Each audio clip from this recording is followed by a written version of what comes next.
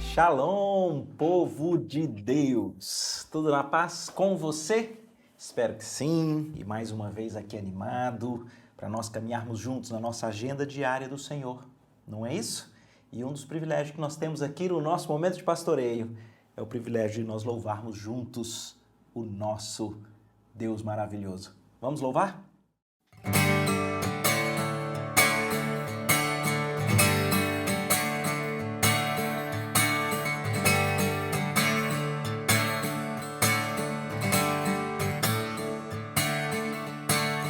Vivo hoje, estou aqui, pois Ele decidiu me amar, e então eu posso livre andar. O seu sangue sobre mim me comprou, me restaurou, sem culpa então me tornou. O passado já não mais tem poder, pois novo sou. Nele vou viver, posso amar.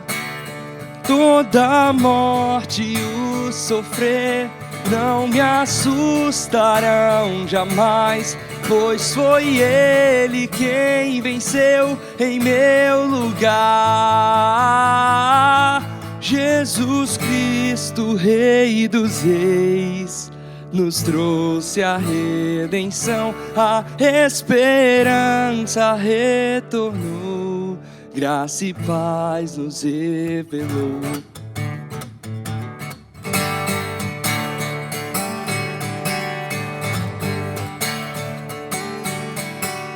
Vivo hoje, estou aqui, pois Ele decidiu me amar, e então eu posso livre andar. E o seu sangue sobre mim me comprou, me restaurou, sem culpa então me tornou. O passado já não mais tem poder, pois novo sou. Nele vou viver, posso amar. Toda morte e o sofrer não me assustarão jamais, pois foi Ele quem venceu em meu lugar. Tudo entregar, vou me render aos seus pés, vou me lançar. Tudo entregar, vou me render aos seus pés, vou me lançar. Tudo entregar, vou me render aos seus pés, vou me lançar.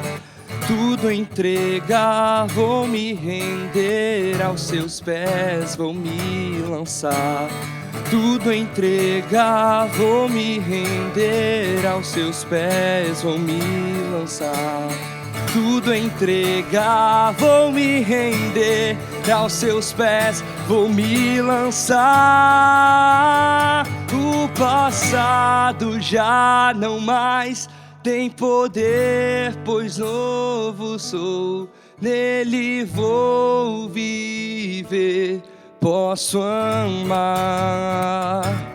Toda morte e o sofrer não me assustarão jamais, pois foi Ele quem venceu em meu lugar.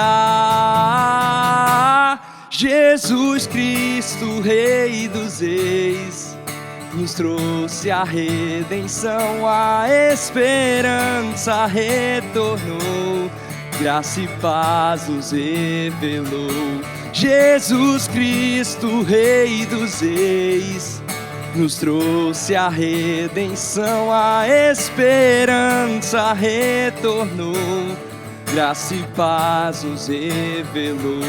Jesus Cristo, Rei dos Reis, nos trouxe a redenção, a esperança retornou, graça e paz nos revelou.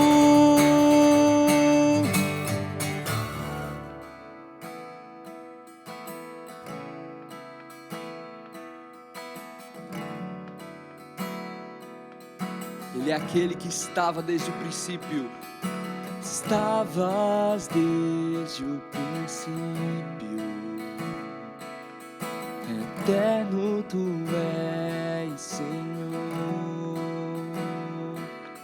Criaste do nada a terra, me rendo a ti.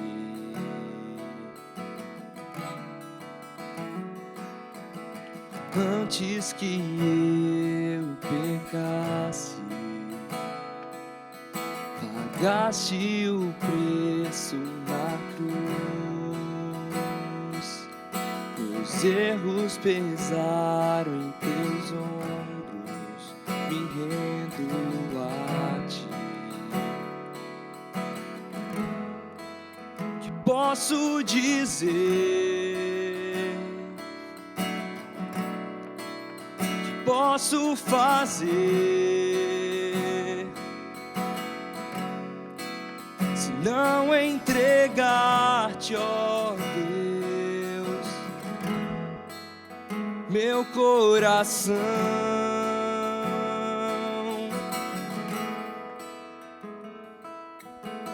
Na salvação caminho,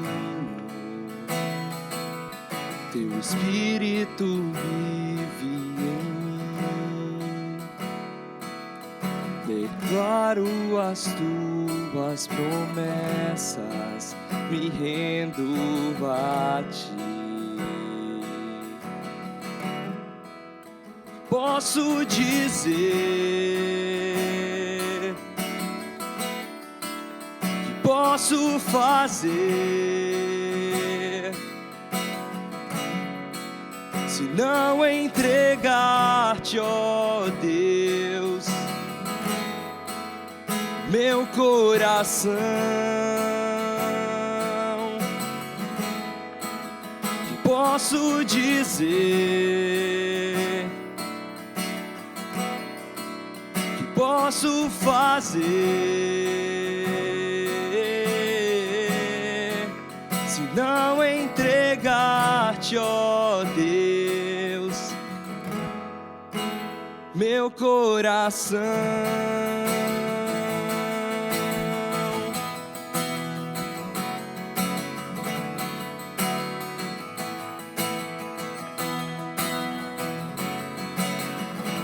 Estarei com mãos levantadas pra te louvar, pois tu deste tudo a mim, meu ser. A ti, ó Senhor, se rendiu, que sou é teu.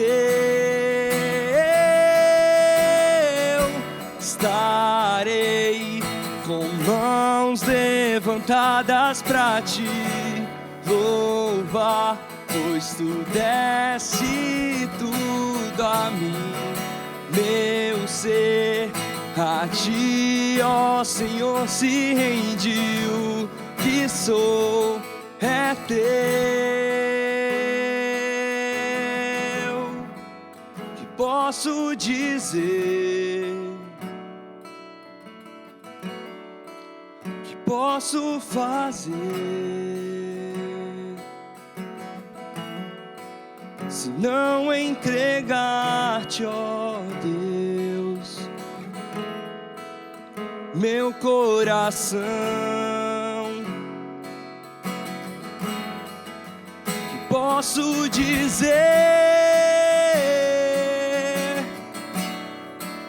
Que posso fazer se não entregar-te, ó Deus, meu coração?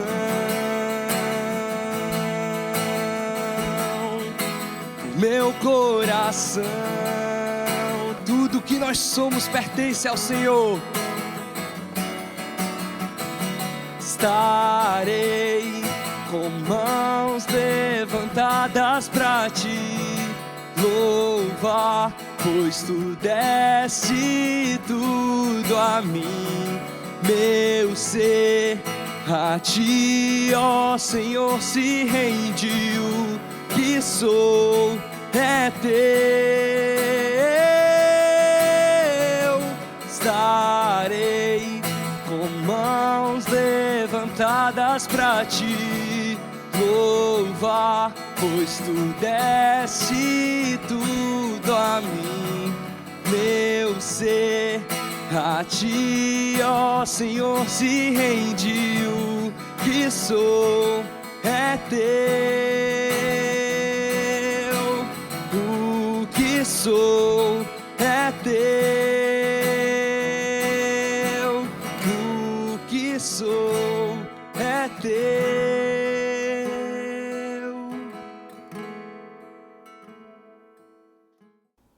Que bênção, que maravilha podermos louvar ao Senhor aqui juntos. Então nós vamos para a sequência dos nossos estudos. Hoje nós chegamos em Deuteronômio capítulo 3. A gente vem quase que numa sequência histórica, né? Em Números, que na verdade é todo aquele período do povo, depois que é liberto do Egito, a sua saga no deserto, né? Até que então, depois de 40 anos, eles vão começar a conquista da Terra Prometida. Nós estamos em Deuteronômio 3, a gente tem, na minha avaliação, lições muito preciosas aqui. Mas uma curiosidade, nesse momento, a narrativa é do povo ainda sobre a liderança de Moisés e eles estão conquistando a parte da terra que está do lado leste do Jordão. Vocês verão, no final desse próprio capítulo, que eles ainda não entraram em Canaã, que seria apenas depois da passagem pelo Jordão. Mas, refrescando a memória, nós já chegamos a ver isso em Números, e aqui é novamente colocado, quando Deus começa a entregar aquela terra para o povo, há essa curiosidade. 2 tribos e meia, Rúben, Gade e a meia tribo de Manassés, ela fica desse lado leste. E aqui, então, no final do capítulo 2 e no nosso capítulo 3, nós temos a narrativa das vitórias que foram conquistadas antes de passar o Jordão. Tudo bem? Feito esse pano de fundo, deixa eu começar com aquele que é um ponto muito importante de toda essa história da conquista da Terra Prometida, e que ele é um ponto muito importante para a nossa vida. Veja que curiosidade. O capítulo 3 começa dizendo, vocês sabem que aqui quem é o escritor usado por Deus é Moisés. Ele diz, depois nós nos viramos, subimos o caminho de Bazã, e Og, o rei de Bazã, nos saiu ao encontro. Ele e todo o seu povo a peleja em Edrei. O que está acontecendo? Uma batalha. Então, eles já tinham conquistado aqui, ó, o rei Seom, que é o rei de Esbom, é um rei dos amorreus. Então, esse próximo rei dessa região de Bazã sai para uma batalha com o povo de Israel. Ou seja, é luta, é guerra, é batalha. Mas olha a curiosidade do versículo 2. Então, o Senhor me disse, não temas, porque a ele, todo o seu povo e a sua terra, eu entreguei na sua mão. E far-lhe-ás como fizeste a Seom, o rei dos amorreus, que habitava em Esbom. Deu-nos o Senhor nosso Deus em nossas mãos também, Og. Querido, você entendeu?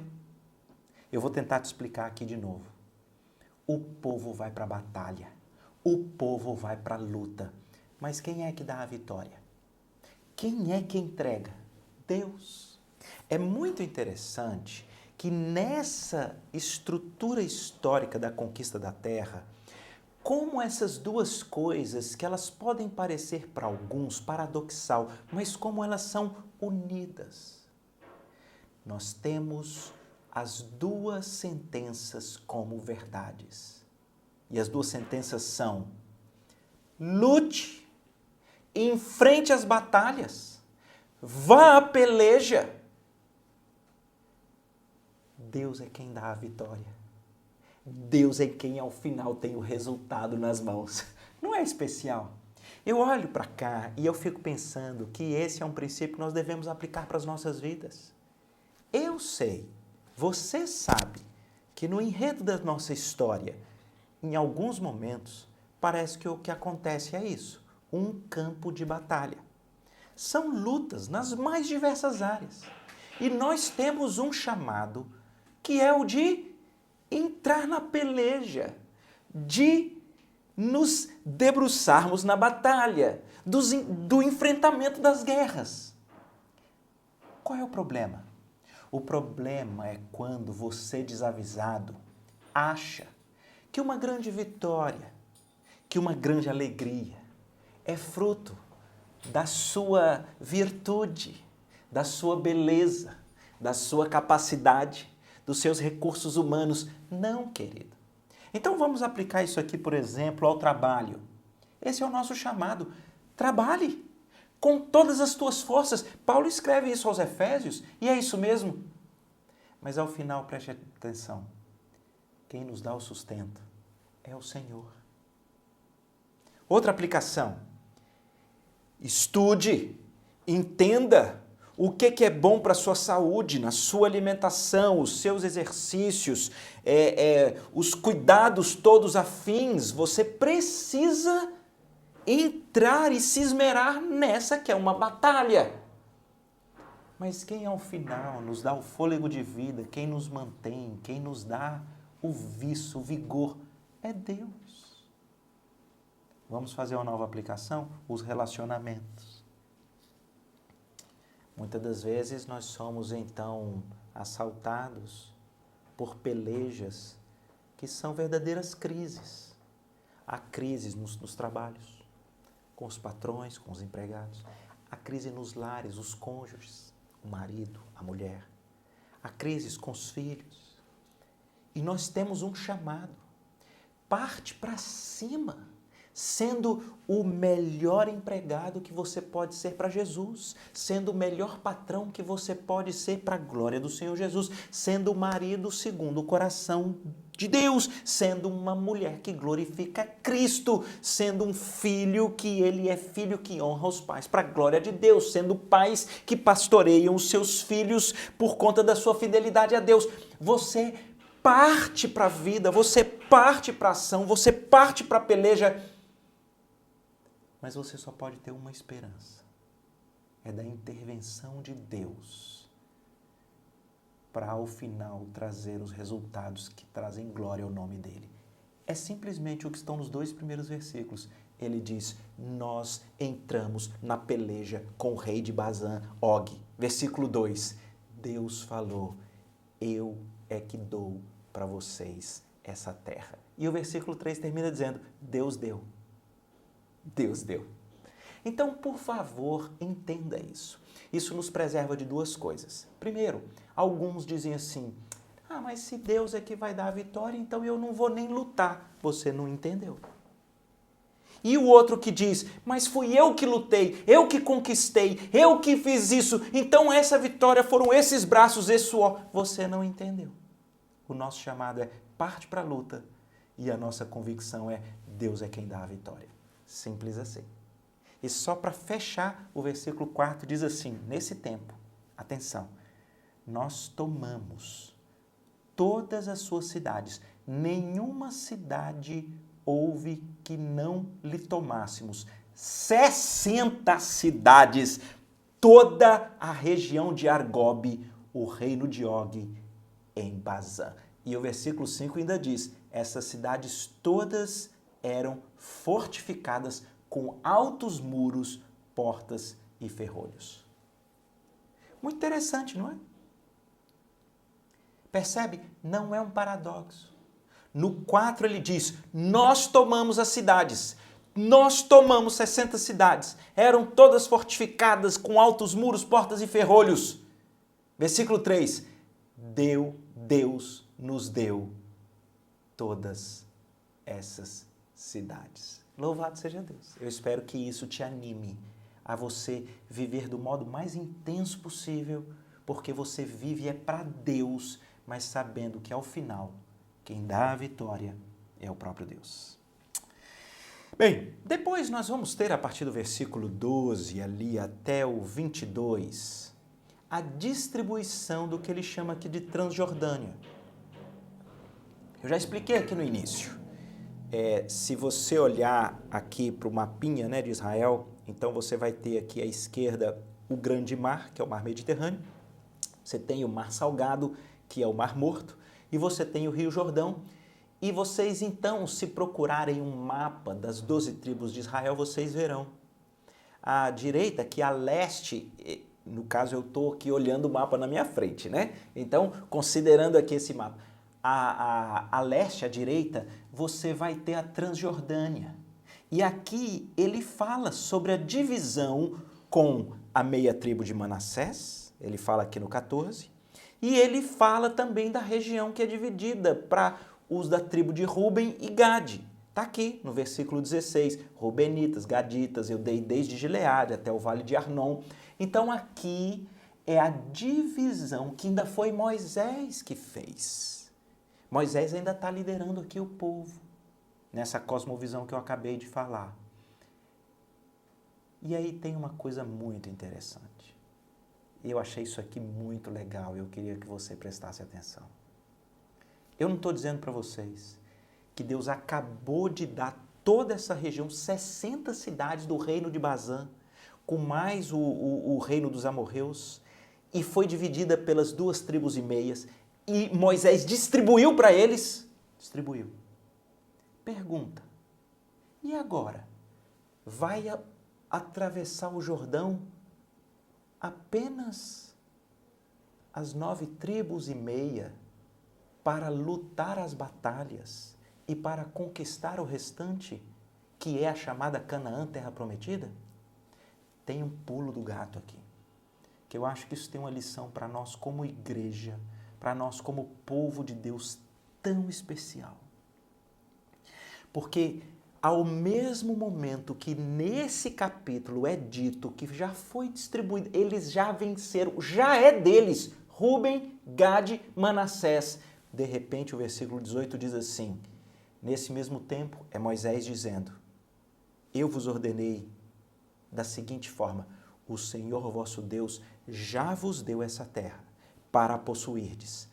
Passai, pois, armados, todos os homens valentes, adiante de vossos irmãos, os filhos de Israel, tão somente as vossas mulheres e as vossas crianças e o vosso gado, porque eu sei que tendes muito gado, ficarão nas vossas cidades que eu já vos tenho dado, até que o Senhor dê descanso a vossos irmãos, como já deu a vós outros, para que eles também ocupem a terra que o Senhor vosso Deus lhes dá da além do Jordão. Então voltareis cada qual à sua possessão que vos deu. Você entendeu? Eu vou te explicar. O povo todo participa da peleja e da luta, e aquela conquista da Transjordânia é distribuída para os filhos de Gade, Ruben e meia tribo de Manassés. Mas há um princípio aqui. Moisés diz, ei, vocês, homens, de Ruben, de Gade, de Manassés, as cidades já são de vocês? Vocês já estão, entre aspas, com a vida ganha? As mulheres, os filhos, o gado ficam.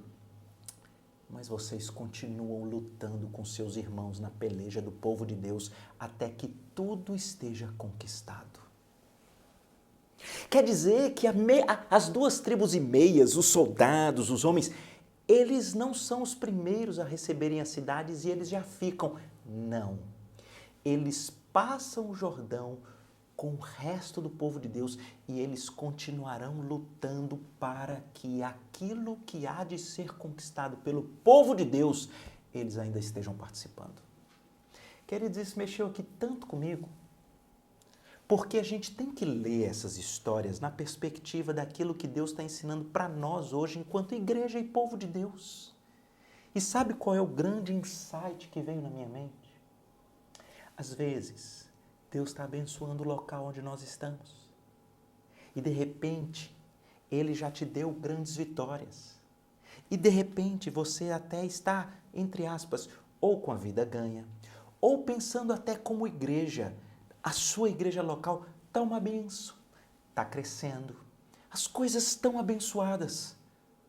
Nós temos um chamado. Atravessa as fronteiras, vai do outro lado, onde ainda o povo de Deus não conquistou.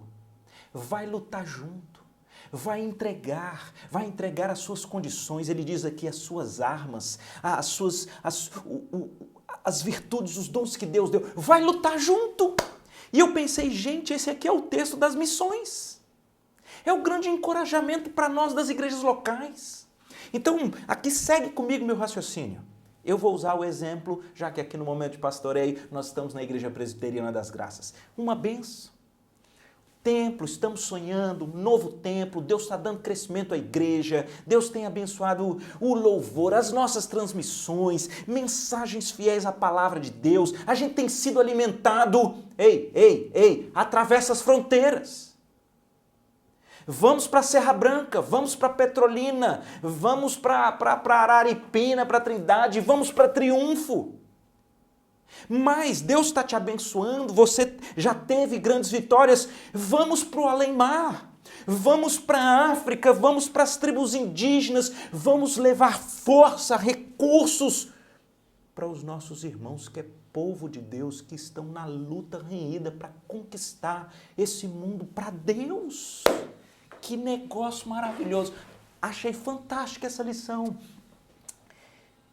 Eles não ficam apenas deleitando com as suas vitórias que já lhes foram entregues por Deus. Eles continuam pela missão do povo de Deus, juntos com seus irmãos. Espera aí, Roberto, quer dizer que todos esses que são os homens de Gade, de Rube, de Manassés, eles vão entrar por todas aquelas lutas, mas a casa deles já está aqui tudo bem, já está tudo ok? É. E eu queria te trazer esse pensamento e esse encorajamento. Use das vitórias, dos recursos, das bênçãos que Deus tem te dado para você atravessar fronteiras e se gastar em todos os aspectos possíveis para que o povo de Deus avance, para que o reino de Deus cresça e para que mais e mais lugares possam ser alcançados para Deus. Esse princípio encheu meu coração. Vamos para a parte final do nosso capítulo. Eu não escondo de você que essa parte final, quase que eu pensei em nós não conversarmos sobre ela. Porque quando a gente lê, tem gente que lê e fica chateado com Deus. Fica. Eu vou ler e depois você me conta. O final é Moisés. Também eu, nesse tempo, eu implorei a graça do Senhor, dizendo: ó Senhor Deus, passaste a mostrar ao teu servo Moisés a tua grandeza, a tua poderosa mão. Porque que Deus há nos céus ou na terra que possa fazer segundo as tuas obras, segundo os teus poderosos feitos? Eu rogo-te que me deixes passar, para que eu veja esta boa terra que está da além do Jordão, essa boa região montanhosa e o Líbano. Porém, o Senhor se indignou muito contra mim por vossa causa e não me ouviu. Antes ele disse: basta, não me fales mais nisto. Sobe ao cimo do Monte Pisga, levanta os olhos para o ocidente para o norte, para o sul, para o oriente e contempla com os teus olhos, porque não passarás o Jordão. Dá ordens a Josué, anima-o, fortalece-o, porque ele passará adiante deste povo e o fará possuir a terra que tu, Moisés, apenas verás. Assim, ficamos no vale, de fronte de Bet-peor. Você gostou? Queridos, eu gosto da Bíblia, porque a Bíblia, ela é a verdade. Ninguém que está inventando uma religião, ninguém que está inventando a figura de um patriarca, vai colocar essa história que começa em Números 20 e termina aqui. Ninguém vai colocar. Por quê? Porque parece que pega mal para o patriarca, parece que pega mal para o Deus. Só tem uma única razão disso estar registrado aqui na Bíblia. É porque é verdade. E eu queria destrinchar aqui com você a oração não respondida. Ou, ao contrário, respondida com um não. Não é isso? Você sabe que isso é um benefício do momento de pastoreio e essa chamada pregação sequencial, porque a gente não pode fugir, né? De alguns textos, eles caem, você tem que ler, tem que estudar. Bem, o que aconteceu? Lá em Números 20, eu vou dizer para vocês. Em Números 20, o povo está no deserto e eles estão com sede. E aí o povo, assim, sendo bem honesto, é feio, porque eles começam a se rebelar contra Deus e contra Moisés e eles falam uns negócios feios, do tipo: por que a gente veio para esse deserto? Era melhor ficar escravo no Egito. Pelo menos a gente não tinha essa sede miserável que nós... Sabe, essa murmuração, essa reclamação. O povo ficou assim.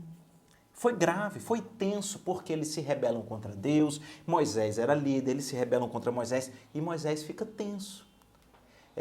Quando você lê a narrativa lá em Números 20, você percebe que Moisés fica abalado. Imagina o povo todo dizendo assim: você liderou a gente para cá para matar a gente de sede aqui. A Bíblia diz que Moisés vai para a tenda buscar o Senhor, ele e Arão. Está lá, Números 20. Deus diz: Moisés, faz o seguinte, fala com a rocha. Fala com a rocha que está aí no deserto de Zim e vai jorrar água. É tão interessante porque Moisés sai e o texto deixa claro que ele está alterado. Porque quando ele sai, a expressão que ele usa para o povo, ele só não sai dizendo Deus vai nos descedentar. Ele diz não, rebeldes, rebeldes. Ele está alterado, porque foi tenso, estresse. E eu não sei por que cargas d'água. Moisés, ali naquela alteração, ele não obedece o Senhor. Não. Ele não fala com a rocha. Ele bate. Ele dá 2 cacetadas na rocha e sai água. Moisés faz isso na frente de todo o povo. E então Deus diz para ele: por que você me desobedeceu?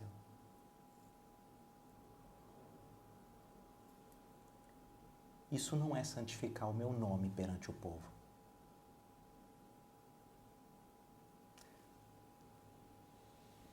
Você não vai entrar na terra prometida. Aqui é Moisés que está escrevendo. E ele deixa claro que depois do evento de Números 20, parece que ele repete essa oração várias vezes. Porque em algum momento, Deus diz para ele: basta! Não me fale mais nisso. Não parece o pai conversando com o filho? É a mesma coisa. Eu lendo isso daqui e pensando em alguns episódios meus com os meus meninos. Desse jeitinho. E eu queria então fazer alguns comentários aqui com vocês. Primeiro querido, olha para mim. Eu acho que esse é um ponto muito precioso para nós que somos de sangue latino. Dizem que o nosso jeitinho é de sangue quente.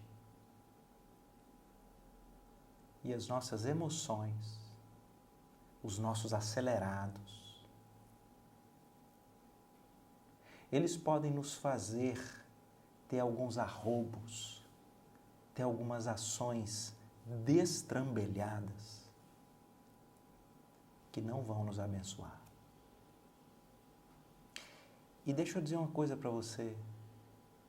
Não use o argumento. É porque esses meninos me tiraram do sério, por isso que eu quebrei tudo.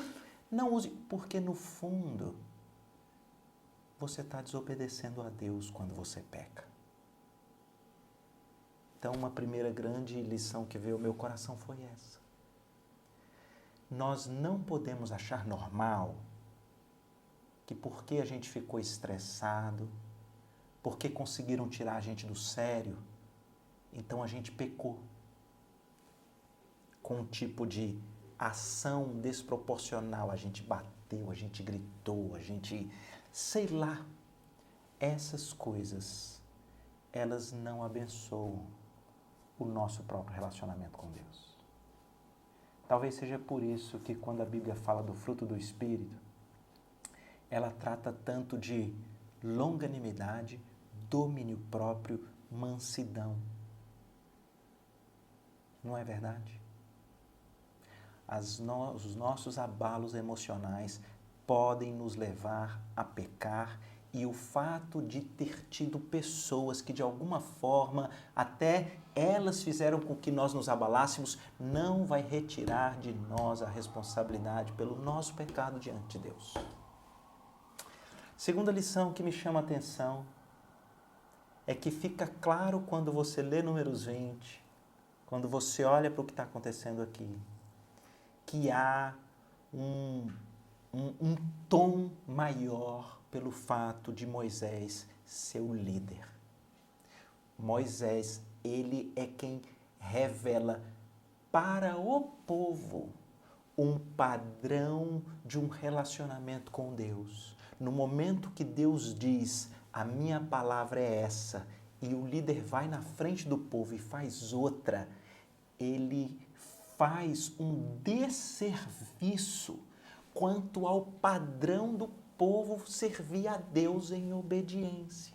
É por isso que é tão interessante que no Novo Testamento tem esse princípio: não queiram muitos de vocês serem mestres, serem autoridades no povo de Deus, porque haverá muito maior juízo.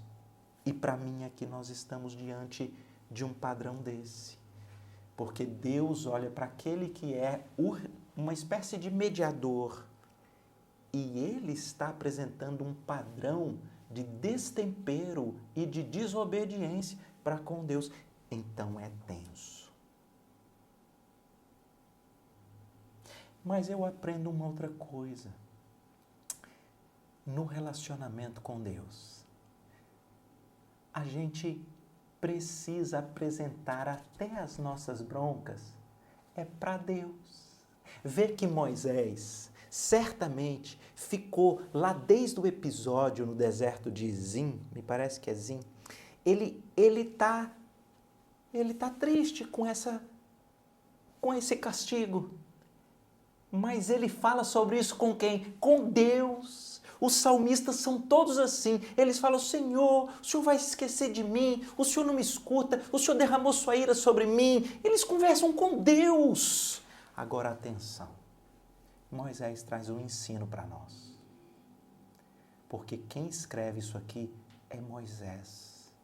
Se Moisés fosse alguém completamente ensimesmado, que o Deus dele fosse ele, no momento que ele não conseguisse realizar a vontade dele, ele se rebelaria, ele jamais falaria com o Senhor e ele jamais seria usado por Deus para escrever. Não acontece isso com Moisés. Moisés ensina para nós aqui como que um filho deve lidar com a disciplina do pai. ou ele ensina para mim e para você como nós devemos lidar com aquelas nossas orações que não são respondidas, ou que até mais são respondidas com um sonoro não. Sabe como é que você responde? Você responde em submissão. O texto deixa claro. Por que deixa claro? Porque assim que Deus diz para ele, basta, não me fale mais nisso, você vai subir num monte e vai ver a terra, mas nela você não vai entrar. Deuteronômio 32, vocês vão ver a narrativa disso. Ele vai subir nesse monte, é um monte Nebo, e vai ver. Mas Deus, nessa mesma hora que ele disse assim, eu quero que você dê ordens para Josué, para que ele lidere o povo. Eu quero que você o anime, quero que você o fortaleça, porque ele vai passar diante desse povo e ele é quem vai ser usado para que o povo possua a terra da além do Jordão, que você só vai ver. O que Moisés faz? Ele obedece ao Senhor. Propositalmente eu pulei aqui, os versículos 21 e 22, porque olha o que Moisés está dizendo. Também nesse tempo, eu falei com Josué, dizendo, os teus olhos veem tudo que o Senhor vosso Deus tem feito a esses dois reis, dos amorreus e o de Bazã. Assim fará o Senhor com todos os reinos que você vai passar. Atenção, olha o que Moisés está falando. Não os temais, Josué, porque o Senhor vosso Deus é que peleja por vós. Uau! Uau! Queridos, a história mostra muitas pessoas que enfrentam algumas más notícias, como Moisés, e clamam a Deus para que tudo seja revertido. E de repente Deus diz, não. E se a pessoa, ela é o centro do universo, ela é o centro da vida dela, ela se rebela contra Deus e ela parte para uma inimizade. Moisés ensina aqui para nós que nós temos um chamado de nos submeter à boa, perfeita e agradável vontade de Deus. Porque ao mesmo tempo que Deus diz, basta, não me peça mais isso, eu não vou deixar. Mas ao contrário, conversa com Josué, instrua-o como líder, encoraja-o e abençoa-o para que ele possa ser o líder para possuir a terra. Moisés simplesmente obedece o Senhor. Por que será? Eu acho que Moisés entendeu o que nós às vezes não entendemos. Às vezes a gente olha histórias como essa e fica assim, não, gente, mas poxa, não. Poxa, o Moisés vem lá desde o Egito, enfrentou esse deserto todo, não. O que custava deixar o bichinho entrar, passar o Jordão ali a pé enxuta? Não, o bichinho se esforçou tanto. Acho que Moisés entendeu outra coisa. Moisés percebeu. Não era nem para eu estar vivo mais. Eu desobedeci o Senhor. Não era nem para ter esperança para mim. Não era nem para Deus mais me ouvir. Moisés entendeu que, ao contrário dele ser um injustiçado, Moisés, ele já é alvo da graça. E aqui eu preciso terminar fazendo um raciocínio que eu queria que você não se esquecesse nunca mais. O que Deus diz para ele, você não vai entrar, não é Moisés tendo que pagar pelos seus pecados. Não é. Porque se assim o fosse, toda a estrutura da salvação em Cristo Jesus estaria ruída. Porque você teria que estar pagando pelos seus erros. Não é. Hebreus explica isso para nós, que Deus disciplina o filho a quem ele ama. O que Deus está fazendo é que ele percebeu que no meio daquele deserto, uma inclinação que seria destrutiva para Moisés começou a laçar o coração dele. Sabe qual é? Uma inclinação de, no auge do seu destempero emocional, querer fazer os arroubos que você quer. E Deus que o mantém como líder, e Deus que o salva, Ele faz uma coisa que é maravilhosa para nós que entendemos a natureza de Deus. E eu vou dar o nome dessa coisa de cirurgia. Deus faz isso ao longo do tempo com seus filhos. Moisés quer crescer numa certa soberba. Quando você lê Números 20, tem uma coisa estranha. Porque ele conversa com o povo como se fosse ele e Deus que fossem da água. Espera aí, Moisés nunca operou nenhum milagre, ele é um mediador. Daqui a pouco ele acha que a relação do povo é com ele. Daqui a pouco ele fica exaltado e ele já não obedece a Deus e faz de outro jeito. Deus ama tanto Moisés que ele diz, ei, eu vou humilhar você. Eu vou te humilhar. Ao longo da história, a cirurgia mais presente na história de homens de Deus é a cirurgia da humilhação. Não foi assim com Davi? Davi era rei, muito poder. Ele era um homem muito viril, muito hormônio. Então ele se deita com a mulher do outro. Ele usa dos seus poderes, dos seus engendros para poder aplacar e encobrir os seus pecados, para dar o seu jeito. Ele não está nem aí com a vida do outro, com a mulher do outro, mas ele usa o seu poder. Lembra da conversa de Natã com ele? Davi pede perdão e Natã diz, Deus te perdoou, mas tem as consequências do pecado. E é muito bom aquele texto de 2 Samuel 12, porque ele mostra para nós, não é uma questão de ser perdoado ou não, de ter que pagar por pecado, não é pagar pelo pecado. Davi recebe a fala de Deus, você está perdoado, mas o filho que vai nascer com Batseba vai morrer. A luta e a briga não vai apartar da sua casa. O que você fez às ocultas com a mulher do outro, vão fazer com as suas mulheres ao vir a presença da luz. E é tão curioso porque a mesma coisa que Moisés faz, Davi faz. Davi clama, Senhor, não deixa meu filhinho morrer. Não deixa meu filhinho morrer, Deus de graça, Deus de poder. E Deus diz para Davi, não, o menino morre.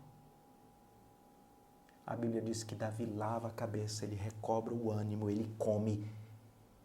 E é muito curioso, porque ele foi profundamente humilhado, porque Deus estava fazendo uma cirurgia. Moisés foi profundamente humilhado, porque Deus estava fazendo uma cirurgia. Sabe onde mais a gente vê esse mesmo padrão? Paulo no Novo Testamento. Ele entendeu, ele diz, eu recebi um espinho na carne.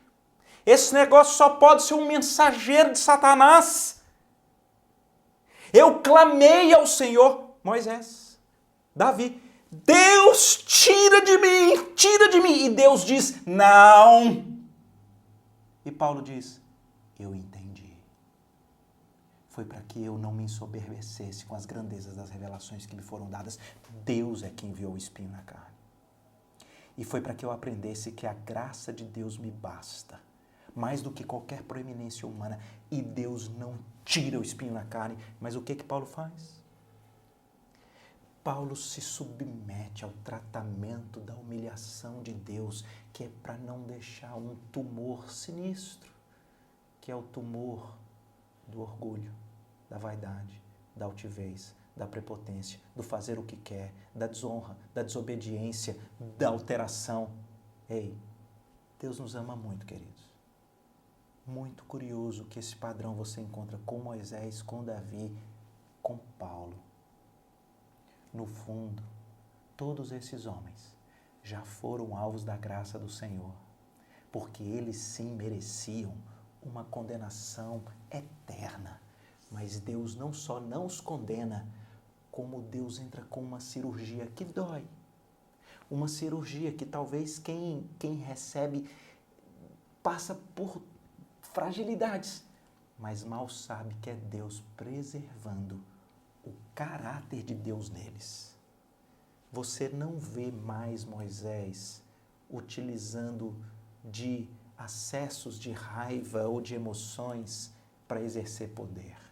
Você não vê Davi, depois daquele episódio, usando do seu poder e manipulação das pessoas para atingir seus interesses pessoais. Você não vê o apóstolo Paulo tirando onda que ele é espiritualmente distinto. Ele termina a vida dizendo: eu sou o pior dos pecadores. O que nós temos aqui, queridos, pode parecer não visível de imediato, mas é uma grande graça de Deus demonstrando que Ele salvou Moisés e Ele age com cirurgia para, na humilhação, preservar o coração dele. Será que Deus não faz assim comigo e com você? Queria que você fizesse essa reflexão. Quando talvez Deus não responde aquela sua oração tão legítima, ou quando é até pior, a resposta é não. Querido, se entrega. Se entregue àquele que julga retamente. No Salmo 51, Davi fala isso. Ele fala: Senhor, o Senhor vai ser puro no que o Senhor falar, reto no que o Senhor julgar. O que o Senhor fizer, o Senhor está certo. Mas Davi tem um pedido que sou eu e você, e Moisés e Paulo devemos fazer. Ele diz: eu só peço uma coisa para o Senhor. Não tira de mim a tua presença. Não tira de mim teu Santo Espírito. E muitas das vezes, queridos, vai ser, como diz Paulo lá no seu episódio, parece que o poder de Deus se aperfeiçoa na fraqueza. Quando eu sou fraco é que eu sou forte. Eu aprendo que a graça de Deus me basta. Então não sucumba diante dessas dificuldades suas de entender por que determinada oração não foi respondida. Se entregue ao Pai amoroso, porque o que Moisés, Davi, Paulo, eu e você merecíamos era uma condenação eterna. E Deus arrumou um jeito para ela não vir para nós. Ele mandou o filho dele. E o filho dele morreu por gente nervosinha, destemperada, que faz o que quer quando está estressado. Jesus morreu por gente assim. Jesus morreu por gente lasciva, adúltera, assassina. Jesus morreu por gente orgulhosa, vaidosa, altiva, prepotente, para que Moisés, Davi, Paulo, eu e você pudéssemos ser filhos, tratados pelo Senhor. Vamos orar? Pai querido, aplica a Tua palavra no nosso coração. Aplica no nosso coração. Em nome de Jesus. Amém.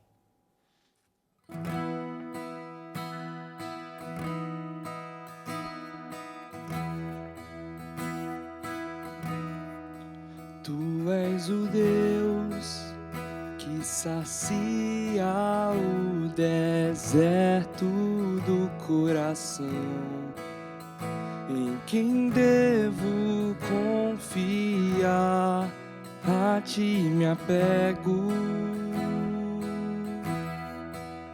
És o auxílio e a sombra de tuas asas descansarei.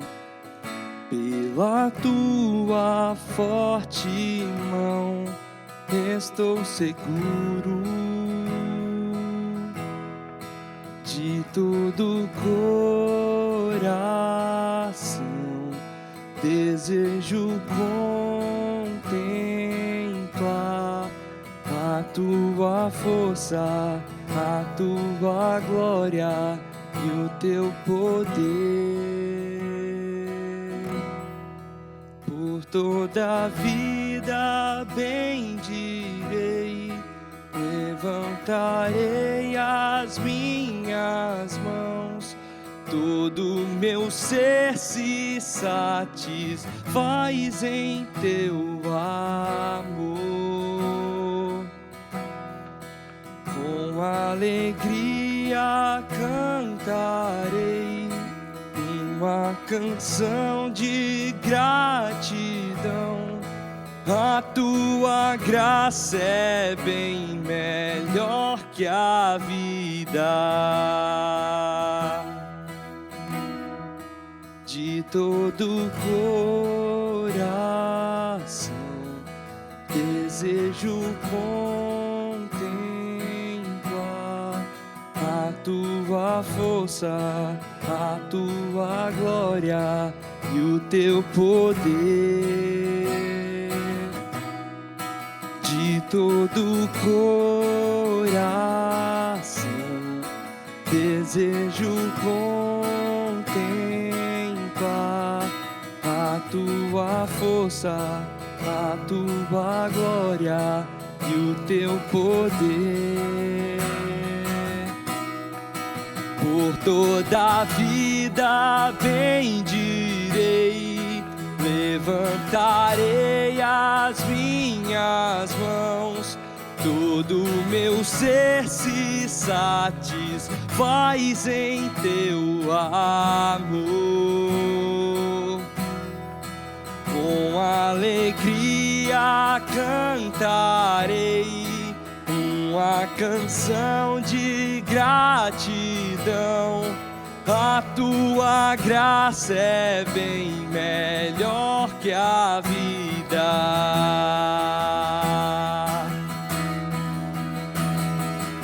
Como terra seca minha alma está, clamo pela água viva, tu podes dar.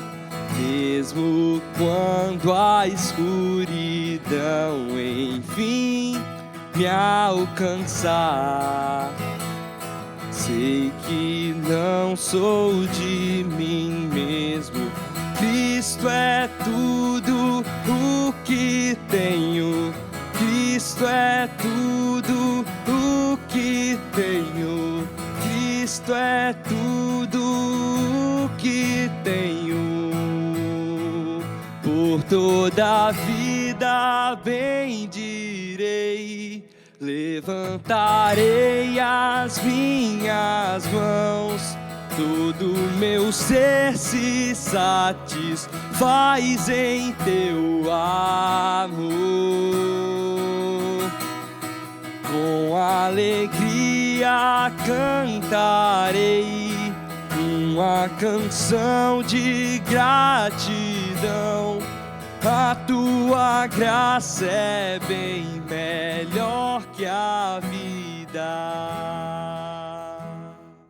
Bem, querido, agora eu queria também orar aí com você. Sabe essas questões pessoais que estão aí no teu coração? Que alguns até tomam a liberdade de compartilhar aqui no chat, mas outros talvez nem compartilham, mas elas estão aí. Eu queria orar com você, pela sua família, pelo seu emprego, pela sua saúde. Vamos orar. Pai querido, eu queria orar agora especificamente, pontualmente, pelas demandas aqui particulares desse irmão querido que de repente está aqui no momento de pastoreio. O Senhor sabe que há uma necessidade de uma sabedoria para uma decisão, para uma conversa, para um modo de lidar com uma situação muito sensível. Por favor, Pai, visita com sabedoria. Mas também, Pai, eu sei que há aqueles aqui que os corações estão assim pequenos, espremidos, porque têm clamado pela sua família. Um desejo de que o Senhor intervenha nos lares, que o Senhor venha com salvação, que o Senhor venha com reconciliação, com perdão, com quebra de raiz de amargura. Por favor, Pai, atende a oração dessa pessoa. Oro pelos empregos, situações às vezes complexas, difíceis. Outros que pedem ao Senhor uma abertura de uma porta de emprego. Tem misericórdia, Pai. Queria terminar intercedendo pelos enfermos. Gente que talvez tenha lidado com fragilidades, com lutas. Eu peço que para todos o Senhor visite com a Tua presença que demonstra a Tua graça e o Teu amor, mesmo quando estamos frágeis. E que o Senhor traga restabelecimento, que o Senhor traga cura. Tudo isso para a glória do Teu próprio nome. No nome do Senhor Jesus, que nós oramos. Amém. Que Deus te abençoe, querido.